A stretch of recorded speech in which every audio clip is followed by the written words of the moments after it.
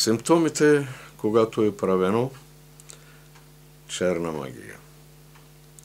С други думи, му казват правене за умирачка. Не, няма такова нещо. Началото и краят са в Божиите ръце. Но могат да ви разболеят и тогас болният се залежава и годините се връщат обратно, докато се в детини. И така до смъртта.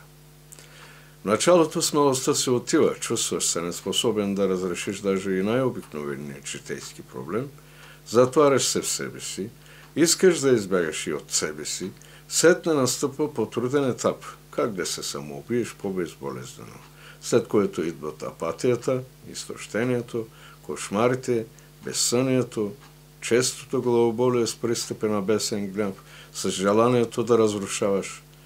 Последствие човекът се изтощава, отпада и го налягат болести без видими причини. В това си състояние изпускаш кормилото на живота, не можеш да се управляваш, затова, че не си в крак, всичко тръгва срещу теб. Времето за теб се изкривява и се разминаваш с успеха си. Светът ти се струва променен, страхът, нетелността те завладяват и с това идват и неприятностите, хвалити, катастрофи, раздели и други подобни. Ако имате един от изброените симптоми, значи имате правено и магията трябва да се развали. За всяка болка има лек, но трябва да се намери точният човек.